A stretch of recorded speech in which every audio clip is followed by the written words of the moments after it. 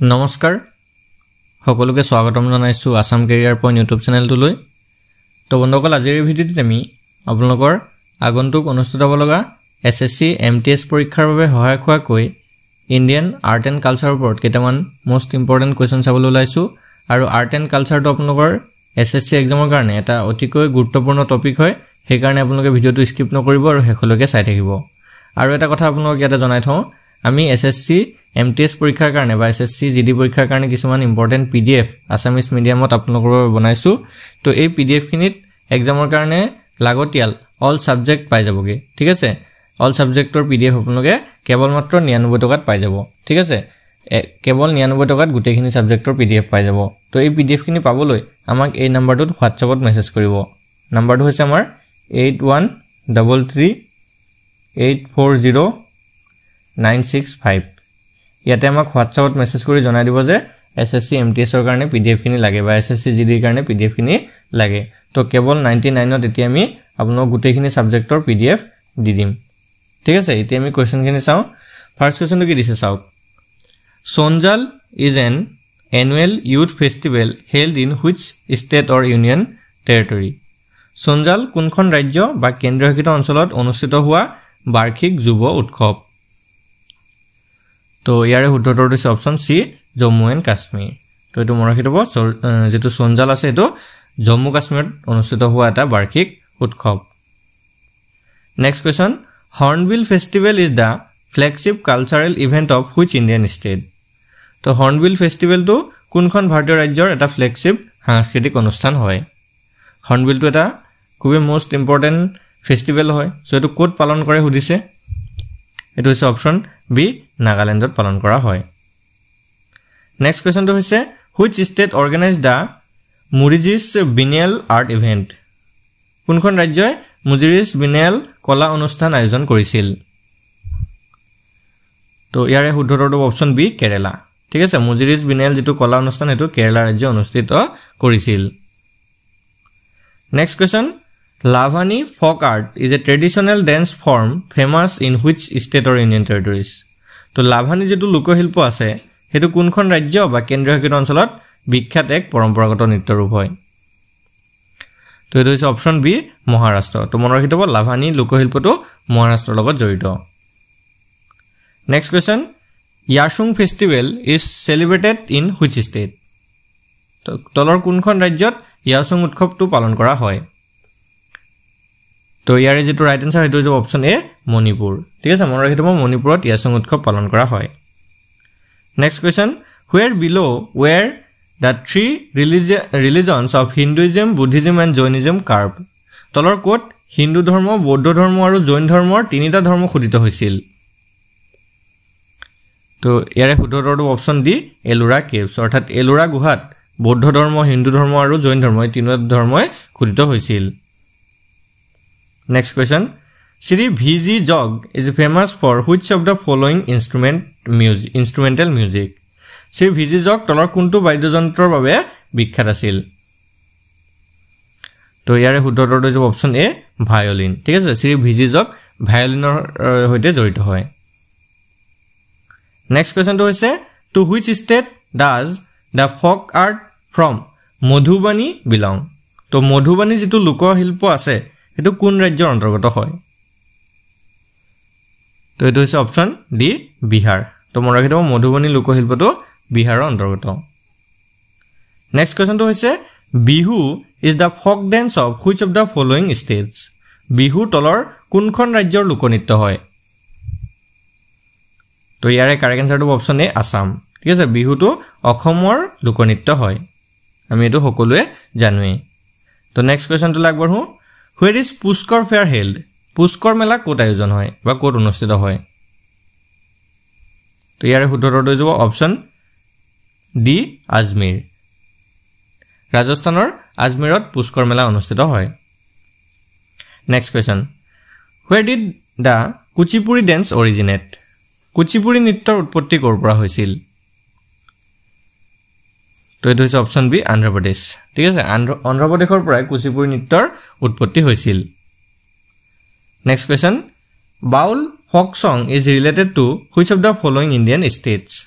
Baul লোকগীত তলৰ কোনখন ভাৰতীয় ৰাজ্যৰ লগত সম্পৰ্কিত হয় তো এইটো হৈছে অপচন বি বেংগল বা ওয়েস্ট বেংগল বুলি আহিব পাৰে ঠিক আছে পশ্চিম বংগৰ সৈতে বাউল লোকগীত জড়িত হৈ আছে next question where is the Swaminarayan temple Akshardham located Swaminarayan মন্দিৰ অক্ষৰধাম ক'ত আছে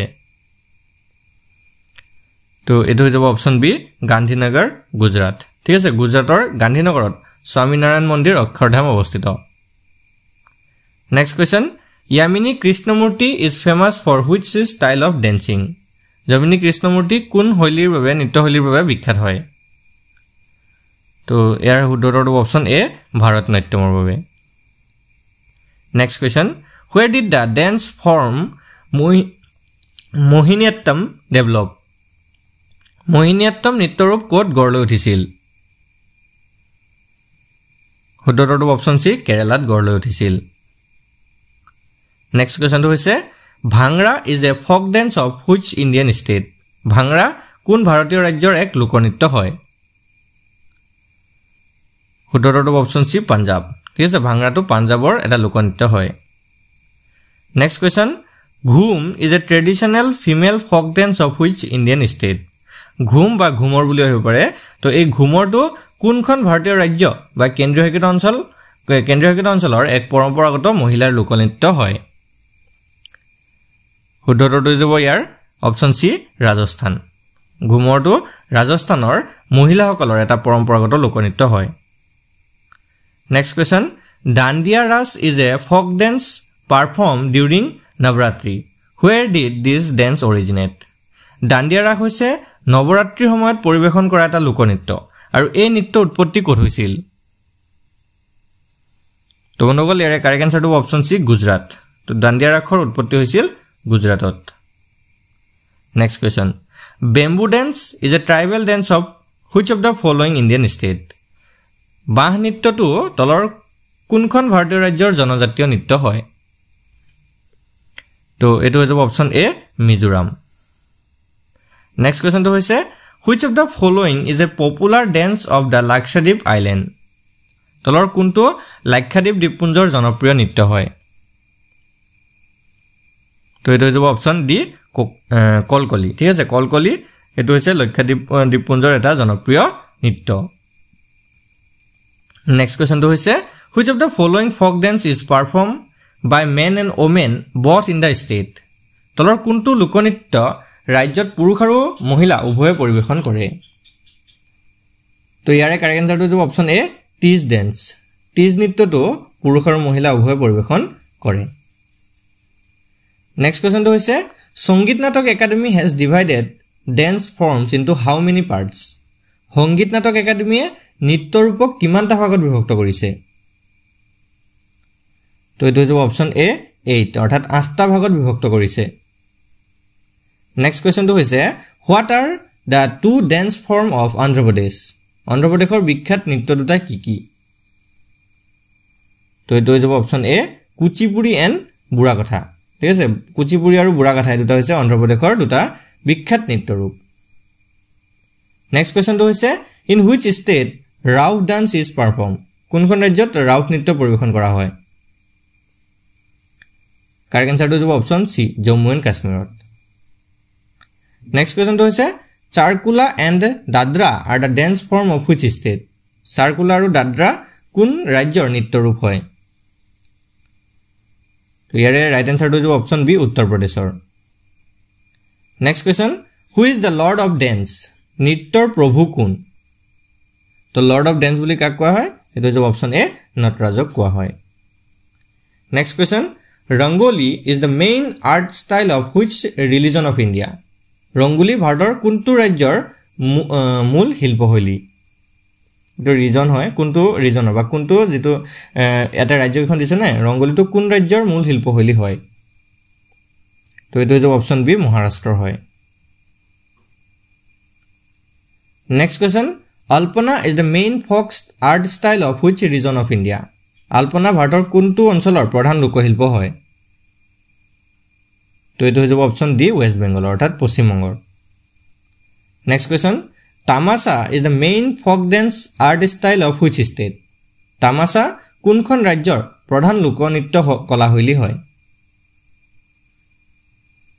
তো বন্ধুসকল ইয়াৰে ৰাইট আনসাৰটো যাব অপচন বি মহাৰাষ্ট্ৰৰ next which of the following is a famous folk song of Uttar Pradesh তলৰ কোনটো উত্তৰ প্ৰদেশৰ বিখ্যাত লোকগীত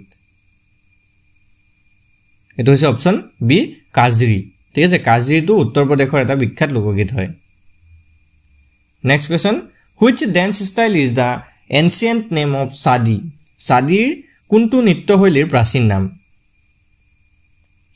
তো এটো হৈছে অপচন সি ভৰতনাট্যম ঠিক আছে ভৰতনাট্যম নৃত্যশৈলীটোৰ প্ৰাচীন নাম আছিল সাদিৰ Next question, in which of these festival boat races are organized?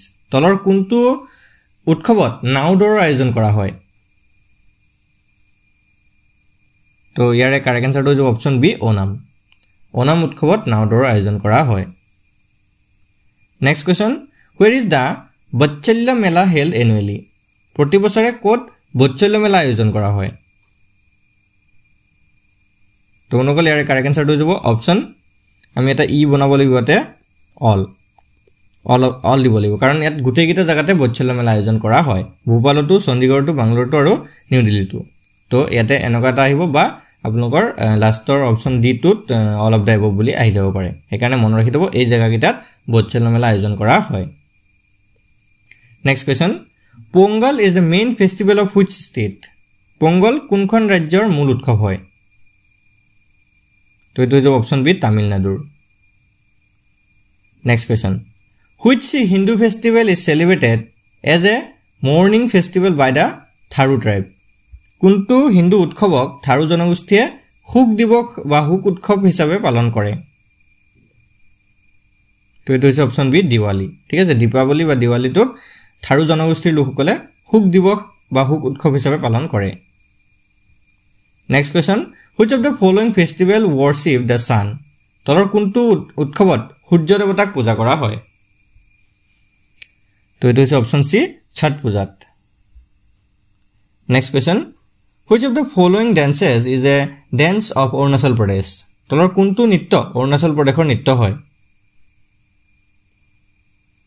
তো এটো হৈছে অপচন এ পপি ঠিক আছে পপিৰ যেটো নৃত্য আছে এটো অৰুণাচল প্ৰদেশৰ নৃত্য হয় next question in which state is the annual Pushkar fair organized কোন ৰাজ্যত বাৰ্ষিক পুষ্কৰ মেলা আয়োজন কৰা হয় এটো পাই আইছো আমি কোৱেশ্চনটো ৰিপিট হৈছে তো গম পাইছে সো এটো কোনটো আছিল ৰাজস্থান আছিল হয় নহয় তো নেক্সট আগবাহু নেক্সট কোৱেশ্চন তোলে after how many years is the mela kumbh mela mahakumbh held কিমান বছৰ পাছত মহাকুম্ভ অনুষ্ঠিত হয় সো এটো জানিব লাগে এটো অপচন এ হ'ব 12 বছৰ মৰে মৰে next question where is the elephant festival celebrated হাতী মহোৎসৱ ক'ত পালন কৰা হয় ৰাইট আনসাৰটো হ'ব অপচন সি ইন জয়পুৰ জয়পুৰত হাতী মহোৎসৱ পালন কৰা হয় তো বন্ধুসকল আজি ভিডিওটো যদি আপোনালোকৰ ভাল লাগিলে ভিডিওটো এটা লাইক কৰি দিব আৰু আমাৰ চেনেলটো সাবস্ক্ৰাইব কৰি ল'ব কাৰণ আপোনালোকৰ এসএসসি এমটিএস বা এসএসসি জিডি পৰীক্ষাৰ কাৰণে আমি এই চেনেলটোত অল সাবজেক্টৰ সকলো প্ৰিপাৰেচনৰ ভিডিওবিলাক দি থাকিম আৰু যদিহে আপোনালোকৰ পিডিএফ খিনি খুব কম মূল্যত কেৱল 99 টকাত গোটেইখিনি সাবজেক্টৰ পিডিএফ লাগে তেতিয়াহলে আমাক এই নম্বৰটোত এতিয়াই মেছেজ কৰিব নম্বৰটো হৈছে 8133840965 ইয়াতে আমাক হোৱাটছআপত খালি মেছেজ কৰিব মেছেজ কৰি আপোনালোকে জনাই দিব যে এসএসসি এক্সামৰ পিডিএফ খিনি লাগে ঠিক আছে তো আমি আপোনালোকক লগে লগে পিডিএফ খিনি দি দিম আৰু আজি ভিডিওটো চোৱাৰ কাৰণে সকলোকে ধন্যবাদ